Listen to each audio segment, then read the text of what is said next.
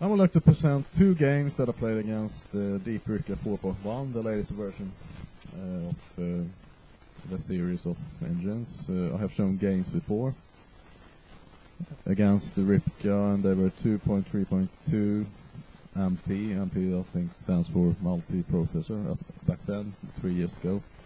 And then I played against Rybka 3, Rybka 4, and this is Deep Rybka 4.1. So it's the latest version out there. It also comes in two versions, of course. One is for the 64, X64, and one for X86, 64 and 32 bits Windows. And I'm not quite sure about the rating of this engine. Maybe 3,400 or something like that. I'm not sure. Anyway. It doesn't matter. All I can say is that it's a very strong engine, and I have played against the other versions too. And I don't, I'm a human player, so I can't tell if there's a big difference between, let's say, a rating of 3,000 and 3,400. It's quite impossible. So also, I haven't played enough games, but it does play a bit differently compared to, for example, Rybka 3, or I don't know so much about it if it differs too much from Rybka 4 or Deep Rybka 4, but it does play quite a bit differently. But it also depends on the book tree that you're using. The tree that I was using in this particular game, or the following two games actually, was Highest 13 Pro, and it's a compilation of almost 700,000 games played by very strong grandmasters and possibly engines too. So. Anyway, so let's take a look. This was a blitz game, 2 minutes with 1 second each move. I was black. The computer played D4. I played knight F6, knight D2, D5, knight G to F3, and here I played C6. Still part of opening theory, but not recommended. I think recommended here is something like, I don't know, bishop F5, or maybe even E6. But I played something unusual. I played C6, and here the computer went out of book with H3. Not quite sure about the idea.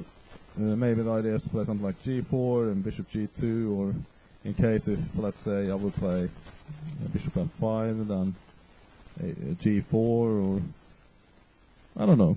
And also, of course, if I would play bishop F5 here, either G4 or knight to H4 is both quite possible, actually. Or maybe in a C4 immediately. So I played after H3, H6. If I would play bishop F5 and knight H4, I can always retreat to H7 over here. And also, maybe at some point it will stop a move like bishop G5, or maybe I can advance with G5. It was a blitz game, but I don't think, since White played H3, there's no reason why I can play H6. So here we play C4. I played bishop F5. Queen B3, and here Queen C7 seems to be a book move, but I play Queen B6, just offering a trade of queens. We went back to C3, I play Knight B D7, C5, Queen C7, and G4. So, the moves that I talked about earlier, I did mention the move G4, and now instead of course, going back over here, I'll just play an in-between move, knight to E4. And the point is that if it takes, I'll just take back over here, and of course it has to, as you can see, I'm threatening the white queen, so he has to move, so he moved, and here I went to H7. So, like I said, if I hadn't played H6, I couldn't have played this move back to H7. Bishop G2, like I also mentioned, developing a piece, because now of the queen to E3 as well as the pawn on E2, this bishop over here can actually be developed. So it makes perfect sense. So here I played E6, D4, bishop E7, knight takes, bishop takes, bishop D2. When you have a position like this in front of you, it feels like you can hold this against a very strong computer like Deep Rybka, and you really have to keep things airtight. I mean, something is actually, there's not much going on the king side, because not much can go on the king side, because this bishop holds took up all these squares, and if this knight ever moves, then I would just take the bishop. So and this bishop right now on e4 cannot be threatened by a pawn, for example, because there's a knight, and so on and so on. So it looks kind of solid. I played a6, just you know, protecting the b5 square in case of the a4 and b5, but I'm ready for that.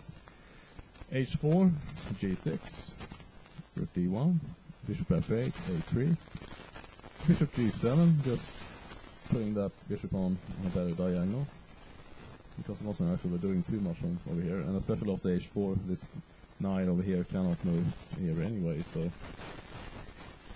a4, h5, offering a trade of pawns, we play g5, and here I felt safe to actually castle, because now the king side is closed and there's no way in, so he castle as well. King h7, just getting out of this.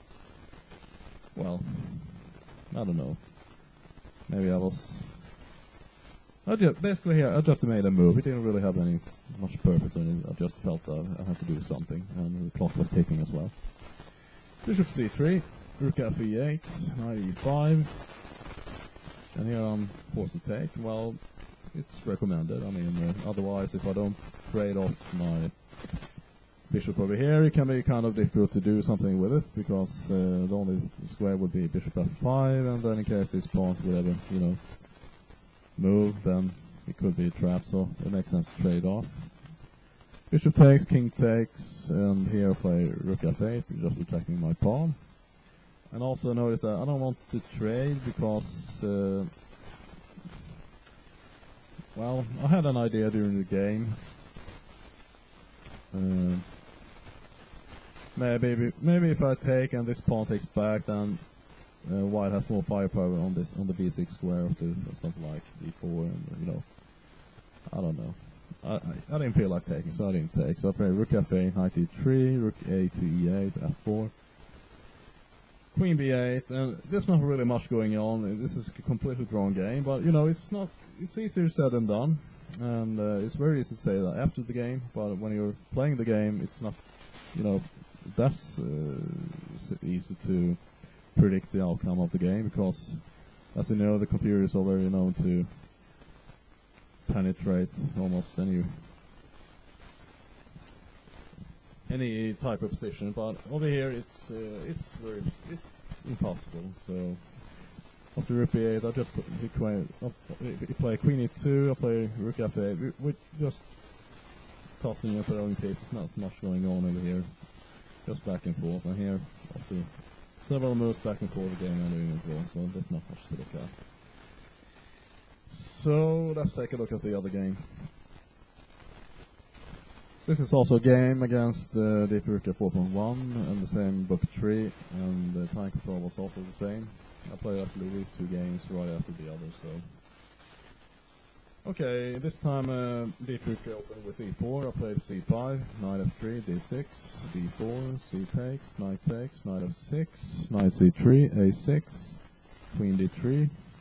Rather unusual. So you can see that already the computer is playing quite differently. Normally, of course, in this position, white plays something like bishop e3, or maybe even bishop g5, or f3, or something like that. So queen d3 is a little bit surprising. So queen d3, I played a d5, which is not part of, I think, opening theory. No, it isn't. So d5 also gets out of the book, but you know, white can't really do anything. Bishop e2, e6, b4, knight b7, castles, bishop e7, a4. I just took back, and now bishop e7, knight b3, castles, knight a5. I play knight to e5, threatening the queen. He went to d4, queen c7, bishop e2, bishop c8, f4, knight c6. Takes, rook d1, bishop e7, h3, h6, bishop f3, queen c7, queen e3, rook fd8. I'm not quite sure what to say about these moves. I mean, I'll just play the moves that seem okay to me. King h1, knight d7, rook a to a1, knight d6. That's the idea to play the knight over here to c7, sorry c4. Knight e2 and knight c4, queen d3. Maybe I could have played this move, not quite sure. Then I could play knight bishop up over here, or and after that something like maybe rook c8. So anyway, you play queen b3, knight takes, queen takes, rook d c8, c3, queen b6, queen a2. There's some pressure on my pawn on a6, but you know we can't really do anything. And here the game quickly ended in a draw. I played queen e3, and he went back and played back and forth 3 times, and the game ended in a draw. So 2 games against Deep Rybka 4.1, not very exciting, but I got 2 draws, and so that's okay for me. Hope you enjoyed these videos, and see you soon.